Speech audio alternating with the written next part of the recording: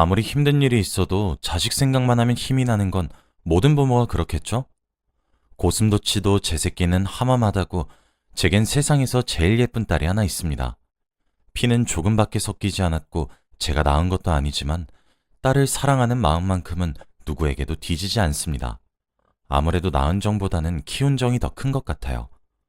그동안 자식 키우는 게 마냥 쉬운 일은 아니었지만 그래도 후회했던 적은 단 한 번도 없습니다. 지금도 딸이라면 저나 제 남편 둘 다 껌뻑 죽어요. 어렸을 적 나름대로 부족함 없는 집안에서 자랐지만 저는 부모님으로부터 큰 지원을 받지 못했어요. 저희 부모님이 가부장적인 마인드가 강하셔서 제 위에 하나 있는 오빠만 독자라며 좋아하시고 저는 완전 찬밥 신세였거든요. 딸내미한테 돈 써봤자 어차피 출가 외인이다 하면서 저한테 뭔가 해주시려거나 하는 건 거의 없었어요. 그저 잘 자라서 시집이나 가라고 늘 닥달하셨죠. 저는 이 잔소리를 초등학생이 되기 전부터 들어왔었습니다. 그러다 보니 자연히 반항심도 샘솟더라고요. 나는 커서 결혼 안 해라고 결심한 것도 그때가 처음이었는데 지금은 어느새 한 남자의 아내가 되어 있네요. 아무튼 부모님 마인드를 보시면 아시겠지만 저는 집에서 오빠와 차별 대우를 받으며 자랐습니다. 이건 좀 슬픈 얘기지만 저는 탄생부터 차별로 가득했어요. 부모님이 둘째를 가진 것도 집안에 남자는 많으면 많을수록 좋다며 남자아이를 기대하신 건데 예기치 않게 제가 태어난 거라 하시더라고요. 당연히 딸인 제가 태어나니 엄청나게 실망했다 하시고요. 그런 집안에서 딸로 태어난 저는 거의 오빠의 종이나 다름없는 생활을 해야 했어요. 아직 나이가 어린데도 부모님이 집에 안 계실 때면 제가 오빠의 밥을 챙겨야 했고 집에 반찬이 없어 고사리 손으로 라면이라도 끓여 바치면 어딜 감히 종손한테 라면을 주냐며 오빠에게 쥐어 터지기 일쑤였죠. 그래놓고는 10분 후면 냄비를 국물도 없이 싹싹 비웠지만요. 부모님부터 대놓고 차별하시니 오빠도 보고 배워서 너무 당연하게 저를 종부리듯 부렸습니다. 자기 마음에 안 드는 게 있으면 샌드백 대신으로 패고 발로 차고 눈빛이 짜증난다며 어디 종손한테 눈을 흘기냐고 뺨을 치기도 했죠. 식탁에서도 고기 반찬은 크고 제일 부드러운 살 부분을 오빠에게, 제게는 요리하면서 떨어져 나온 고기 쪼가리 살점들을 모아서 대충 주고 그러셨어요. 오빠는 언제나 우리 집 종손 하며 장차 대를 이을 거라고, 그러니까 감히 함부로 대들지 말고 여자이면 여자답게 있는 듯 없는 듯 조용히 지내란 소리를 귀에 딱지가 않도록 들었습니다. 그래서 학교에서 태어나서 처음으로 성적으로 칭찬을 받았을 때 느꼈던 쾌감에 중독되어 유일하게 내가 인정받는 건 성적뿐이라 생각해 공부에만 매달렸었습니다. 비록 그것도 학교에서만이었지만요. 부모님은 제가 성적을 좋게 받아와도 늘 가시돋친 말씀뿐이었어요. 여자애가 성적은 좋아서 어디다 써먹냐. 너무 똑똑한 여자는 남자가 싫어한다. 그래봤자 여자애는 돈 주고 대학 보낼 필요 없다 하시며 늘 제 길을 죽이려 하셨습니다. 아무래도 제가 성적이 좋은 반면 오빠는 집에서 오냐오냐 자라서 그런지 성적도 바닥이고 자기 손으로 할 줄 아는 게 아무것도 없는 사람이 되어 있어 제가 공부를 잘하는 걸 더 탐탁지 않게 여기셨던 것 같습니다. 부모님은 그랬어요. 아무리 공부 잘하는 저보다는 공부는 손 놓고 학교에서 사고만 치고 다닌 오빠를 더 감싸고 두셨죠. 그때쯤 되니 부모님에 대한 원망이나 차별받는다는 서러움보다는 그냥 빨리 집에서 도망치고픈 마음이 컸습니다.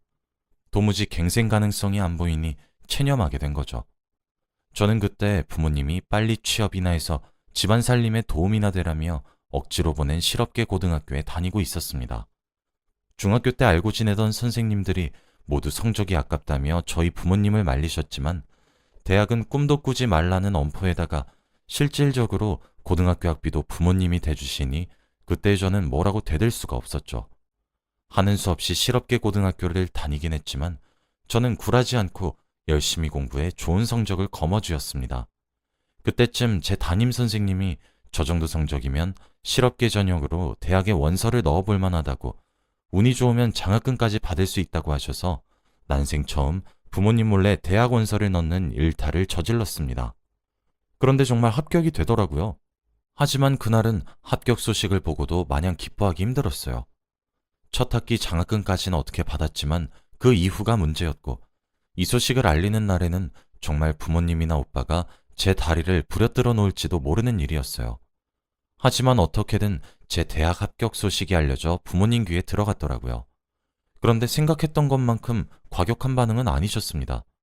제가 겁에 질려 첫 학기 장학금도 받았고 그 이후에 들어가는 돈은 제가 다 알아서 다 할 거라고 하니 인상을 쓰시면서 알겠다고 하시더라고요. 제가 추측하기로는 그때쯤 아마 오빠가 대입에 몇 번이나 실패하고 사수생의 탈을 쓴 놀고 먹는 백수나 다름없었기 때문에 그래도 자식들 중 한 명은 대학에 가야 할 거 아니냐는 생각으로 마음에 들진 않지만 돈도 안 들 거라 하니 제가 대학에 가는 걸 마지못해 허락한 듯 했습니다. 그렇게 저는 우여곡절 끝에 대학생이 되었고 온갖 과외를 하고 밤새며 알바까지 뛰어가며 온전히 제 힘으로 대학을 졸업했습니다. 그때쯤 오빠는 이미 대입을 완전히 포기하고 그냥 동네에서 알아주는 양아치가 되어 있었어요. 오토바이 타고 다니고 부모님이 넉넉히 주는 용돈이나 타먹으며 여자 만나러 가고 그러더군요. 시간이 흘러 제 나이가 20대 중반이 되어 취업을 하고 만나던 사람과 결혼을 준비할 때도 오빠의 처지는 크게 다르지 않았어요. 도박빚을 자주 져서 부모님 돈을 탕진하고 그러다 보니 종종 저한테도 강제로 돈을 갈취해 가기도 하고요. 부모님이 대신 나서서 하나뿐인 아들내미인데 네가 여동생이 된 도리로 한 번만 도와달라고 부추겨서 그동안 모아둔 제 월급을 몇 번이나 빌려가고는 아직까지 돌려주지 않았네요. 그동안 차별받고 자라온 것도 커서도 저를 집안 미천으로밖에 생각하시지 않는 부모님도 미웠지만 결혼 이후에는 집을 나와 남편과 살게 되면서 스트레스 받을 일이 줄어들었습니다. 결혼하고 1년이 지나 신혼의 재미도 사그라드니까 서서히 아이를 가져야겠다는 생각이 들었어요. 결혼 전부터 저랑 남편 둘 다 아이를 가지는 걸 찬성했던 터라 앞으로 큰 문제는 없을 줄 알았어요. 그런데 아무리 시간이 지나고 몇 번이나 노력해봤지만 아이가 생기질 않더라고요. 나름대로 만반의 준비를 한다고 술도 자제하고 영양제도 챙겨가며 노력했지만 그래도 역부족이었어요.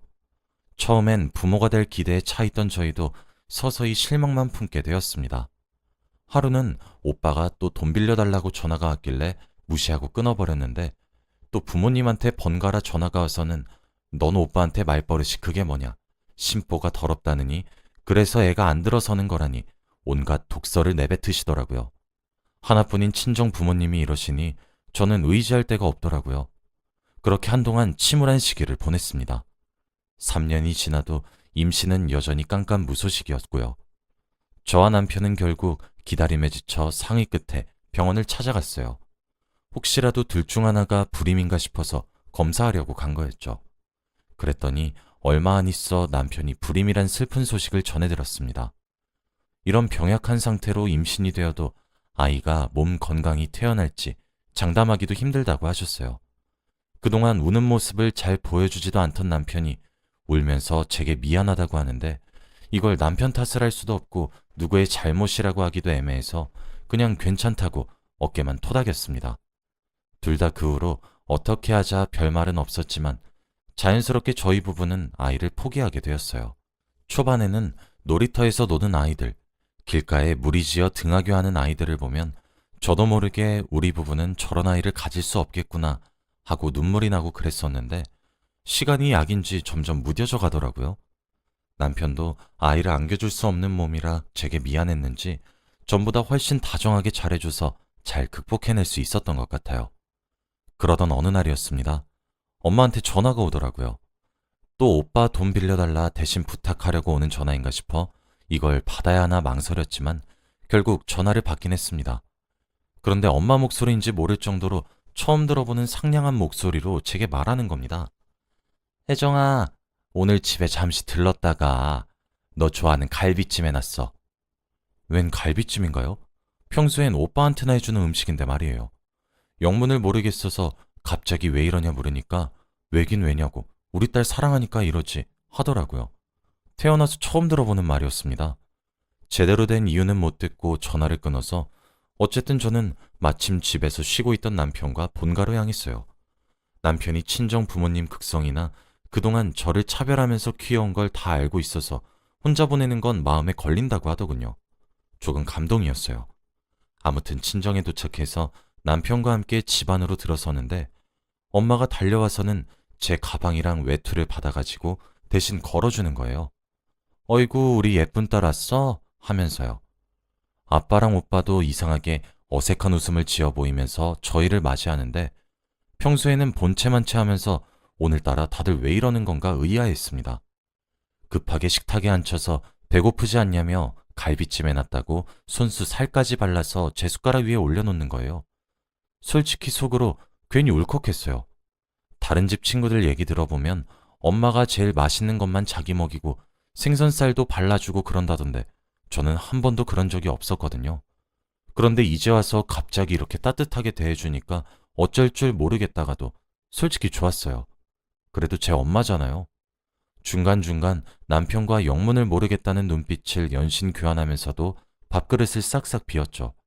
과일도 깎아주겠다며 거실에 앉아 기다리고 있는데 오빠가 슬쩍 와서 묻는 거예요. 야, 너 아직도 애 못 가지냐? 하면서요. 남편이 불임이라고 한 지가 언젠데 갑자기 또 상처를 건드리나 싶어서 기분이 나빴지만 그냥 하고 짧게 대답했습니다. 그랬더니 아, 그러냐? 알겠다 하고는 기분 나쁜 미소를 띠면서 엄마가 계신 주방으로 가는 거예요. 그러고는 엄마랑 같이 작은 방에 들어갔다가 웬 이불을 둘둘 말아놓은 걸 들고 나오는 거예요. 뭔가 싶어서 의심스럽게 쳐다보니 그 이불 속엔 아기가 있었습니다. 뭐야? 누구예요? 하고 놀라서 묻자 엄마가 제 앞에 잽싸게 무릎 꿇으며 말하더라고요. 네 오빠가 밖에서 나온 딸이야. 준영이가 여태 아무 말 안 하다가 망할 년이 어제 우리 집 문 앞에다 애를 두고 간 거야. 무슨 일인가 싶어 추궁하니까 그제서야 준영이가 말해주더라고. 그냥 재미로 만나다가 임신시켜버려서 모른 척 하려고 그때부터 폰 번호고 뭐고 다 바꾸고 연락도 씹었는데 집은 이사를 못하니까 집 앞에 버려두고 갔더라고. 그 후로 애 엄마도 연락이 안 되고. 이게 참, 그래도 남자애면 눈 딱 감고 키우겠는데 하필 또 계집애여가지고. 혜정아, 마지막으로 딱 한 번만 우리 도와주라. 너희 오빠는 앞날도 창창한데 이대로 애 딸리면 결혼도 못하고 우리 집 대도 끊기고. 엄마가 이렇게 빌게 혜정아, 어? 너희 어차피 아이도 없어서 그동안 힘들어 했잖아. 어디 누구 새끼인지도 모르는 애 입양하는 것보단 조금이라도 피 섞인 조카가 낫지 않겠어? 제가 지금 뭘 들은 건가 싶었습니다. 그럼 그렇지. 이상하리 많지 저한테 잘해준 이유가 다 있었어요. 오빠 미쳤어? 아니, 오빠도 그렇고 엄마도 아빠도 지금 이게 정상이에요? 지금 나만 이해가 안 되는 거야? 다들 정신 나갔냐고요? 혜정아, 엄마가 미안해. 그동안 많이 서러웠지? 엄마랑 아빠가 다 잘못했어. 그러니까 이 애만 한 번만 맡아주라. 제발 부탁이야. 그럼 이제 평생 너 서운할 일 없도록 할게. 엄마 아빠가 평생 너 모시고 살게. 주변에서 큰 소리도 나고 어른들한테 둘러싸여 무서운 건지 애가 울기 시작하더라고요. 그런데 아무도 애를 달랠 생각을 안 했습니다. 더 이상 실망하기도 지쳐 제가 서툴게 애를 안아들고 달랬어요. 그랬더니 또 귀신같이 울음을 멈추고 눈물 맺힌 구슬 같은 눈으로 빵긋 웃어 보이는 거예요. 지금 본인이 버림받은 처진지도 모르고 예쁘게 웃어댄 아기를 보니 마음이 쓰렸어요. 옆에서 엄마랑 아빠는 애가 너를 좋아하나 보다 하면서 씨알도 안 먹힐 맞장구를 치고 있고 남편도 안쓰럽다는 듯 오빠의 아이를 바라보고 있었어요. 잠시 그러는 동안 아까의 말싸움은 흐지부지 끝나버리고 자연스럽게 제가 아이를 계속 안고 있게 되었습니다. 솔직히 싫어해야 하는 게 맞는 거잖아요. 사사건건 제 인생에서 하나도 도움이 안 되는 오빠의 아이고 부모님과 오빠가 제게 억지로 떠밀려고 하는 걸 아는데 그걸 알면서도 이상하게 아이에게 마음이 갔습니다. 그동안 괜찮은 척 숨겼지만 사실은 누구보다 아이를 원하던 제 속마음이 이렇게 드러난 걸까요? 아니면 처음 느껴보는 엄마의 가식적인 다정함도 너무 그리워서 잠시 마음이 동했던 걸까요? 따지고 보면 부모로부터 버림받은 이 아이나 그동안 딸 자식 취급 못 받으며 자라온 저나 비슷한 처지인데 그래서 느껴지는 이 유머를 동질감 때문이었나 봐요. 저는 남편을 따로 불러내 심각한 표정으로 조심스럽게 말했어요. 여보, 정말 당신이 뭐라 생각해도 나 할 말은 없어. 그런데 아이 데려가 키우고 싶다는 말하려는 거지? 남편이 옅게 웃으면서 말을 가로챘어요. 어떻게 알았냐는 표정으로 가만히 있으니 말을 이었습니다. 그래도 우리 만나온 시간이 있는데 당신 표정만 봐도 다 알지. 나도 괜찮아. 다행히 지 아빠를 안 닮아서 아주 예쁜 여자아이잖아. 나도 우리가 키웠으면 좋겠어. 어차피 우리가 안 키우면 당신 부모님이 키울 생각도 전혀 없어 보이고 키운다고 해도 학대나 다름없는 환경에서 자라게 될 거야. 그거 알면서 나는 모르는 척 못하겠어. 우리 둘이 예쁘게 한번 키워보자. 남편의 진심 어린 말에 눈물이 맺혀 결국은 주책맞게 엉엉 울어버렸습니다. 그리고 거실로 나가 저희가 아이를 데려가겠다고 부모님과 오빠에게 말했어요. 이제 다 해결됐다면서 좋아하는 가족들의 모습이 참 가증스럽고 무섭게 느껴지더라고요. 아이를 처음 데려오고 한 달 정도는 그래도 온갖 잡념에 빠져서 이게 잘한 선택인가? 나중에 보면 후회하게 되진 않을까?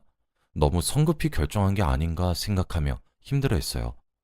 어른 된 도리로 그 집에 아이를 맡길 수도 없었지만 마음의 준비가 된 상태로 아이를 데려온 것도 아니었으니 혼란스러웠죠. 그런 저를 흔들리지 않게 잡아준 게 남편이었어요. 남편은 고맙게도 이제 아이도 우리 집 여자라며 우리 집 여자를 위해 이 한 몸 다 바칠 각오는 이미 했다며 너무 걱정 말라고 해주었죠. 저도 이런저런 걱정을 하다가도 막상 아이를 안을 때마다 느껴지는 온기와 미세한 심장박동을 듣고 있으면 무슨 일이든 잘 이겨낼 수 있을 것 같다는 생각을 하기도 했어요. 아이를 키워보신 분들이라면 다 아시겠지만 육아가 쉬운 일이 아닌지라 나중에 가서는 저런 잡생각이나 걱정을 할 겨를도 없이 아이를 먹이고 재우고 하며 시간을 보냈습니다. 잘 먹고 자는 모습이 천사 같은 아이였어요. 저와 남편 사이의 아이가 아닌 건 이제 문제도 아니었죠. 친정 식구들은 뭐 예상했다시피 아이를 데려가라고 할 때 했던 온갖 아부나 애원은 어디 가고 이제는 나 몰라라 하며 연락도 잘 안 받았습니다. 혹시나 양육비 같은 걸 요구라도 할까봐 진작에 차단한 것 같았어요. 서로를 보듬고 무슨 일이 있어도 편이 되어주는 게 가족이라고 하던데 제게는 가족이 없나 봐요. 저도 아이를 데려온 그 일 이후로 가족들에게 인간적으로 너무 큰 실망을 해서 굳이 찾을 생각을 하지 않았어요. 어차피 아이는 남편과 제 아이로 등록해둔 지 오래였고 계속 친정 식구들과 연락하고 지내봤자 돈 빌려달라는 연락이나 올 것 같았거든요. 어렵게 찾은 평화 화목한 가정이었어요. 소중한 만큼 아이를 정성스레 길러냈죠. 처음 아이가 어느 정도 컸을 때 입양했던 사실을 알려야 할까 고민했지만 사춘기 시기에 괜한 혼란을 심어주게 될 것 같아 남편과 상의 끝에 입양 사실을 밝히지 않았어요. 시간이 흘러 아이는 어느새 20대가 되었고 구독 서비스 스타트업 회사를 차려서 경영 중이에요. 처음엔 이게 되나 싶을 정도로 작게 시작했는데 어느새 제 힘으로 떡하니 사무실을 마련하고 거느리는 직원 수도 늘어났더라고요. 속 한번 썩이지 않고 번듯하게 자라준 딸이 너무 고마웠습니다. 그러던 차에 일이 터졌어요. 딸이 말도 없이 집으로 찾아와서 반갑게 맞이하는데 딸이 울고 있는 거예요. 엄마, 엄마 어떡해? 나 엄마 딸 아니야? 뭐? 그게 무슨 소리야? 내 외삼촌이란 사람이 오늘 갑자기 사무실로 찾아와서 돈 달라고 행패 부리면서 말했어. 사실은 자기가 진짜 내 아빠고 엄마 아빠가 자기한테서 나를 뺏어간 거라고. 나 데리고 가선 연락도 안 끊고 자취 감춰서 겨우겨우 찾아낸 거라고 그랬어. 이거 전부 사실이에요? 엄만 나보고 외삼촌 같은 거 없댔잖아. 숨기지 말고 말해줘, 엄마. 아니야, 다 거짓말이야. 네가 왜 엄마 딸이 아니야? 엄마가 이렇게 사랑하는데. 잘 들어. 너한테 찾아왔다던 그 사람은 아마 엄마 오빠가 맞을 거야. 사실은 너도 그 사람 딸이 맞아. 그 사람이 너 핏덩어리였을 때 버린 거 엄마가 마음 아파서 데려온 거야. 너한텐 그동안 숨겨서 미안해. 그치만 너는 무슨 일이 있어도 내 딸이야. 엄마한테 하나밖에 없는 소중한 자식이라고. 우는 아이를 끌어안고 저도 울음 섞인 목소리로 그동안의 이야기를 전부 털어놨어요. 아이는 자기 출생의 비밀에 놀라하다가 마지막엔 저를 안아주면서 나한테도 누가 자기를 낳았던 자기 엄마는 저 하나뿐이라고 엉엉 울더군요. 울음을 그치고 진정한 아이가 사실 그렇게 찾아오고 사무실에서 행패를 부리는데 너무 무섭고 경황이 없어 외삼촌이 요구하는 대로 3천만 원을 송금하고 사무실 안 개인 금고에 들어있던 회사 자금을 몇 천 더 얹어줬대요. 그걸 다 받아내고 나서야 돌아갔다면서 가기 전에 닿으면 또 찾아오겠다고 말하고 갔다는데 어쩌면 좋냐고 하더군요. 남편에게 즉시 전화를 걸어서 사실을 알리니 남편이 자기가 다니는 회사 안에서 자기랑 친한 법무팀 팀장한테 한번 말해보겠다고 너무 걱정하지 말고 아이 놀라지 않게 잘 달래주라고 하더군요. 며칠 지나서 변호사님이 연락이 와서는 딸 사무실 내의 CCTV 기록이랑 그 인간이 행패 부리면서 훼손된 회사 문서와 집기들을 가지고 영업방해 및 재물손괴죄, 공갈 협박죄로 고소 가능하다고 하시더라고요. 딸도 자기가 갓난아기일 때 어떻게 버려졌는지 제게 다 들은 상태라 망설임 없이 법적 대응을 원했고 저희도 키우기 싫다고 버려놓고는 딸아이가 사회적으로 성공하니까 또 이렇게 빌붙으려는 그 인간한테 치가 떨려서 그렇게 해달라고 부탁드렸습니다. 며칠 있으면 재판 결과가 나올 것 같은데 변호사님 말씀으로는 승소 가능성이 높다고 하시더군요. 부디 바라는 대로 결과가 좋게 나와서 다시는 저희 부부와 딸이 큰 어려움 없이 진정한 가족으로서 행복하기만 하며 살 수 있도록 많은 응원 부탁드립니다. 사연 들어주셔서 감사합니다.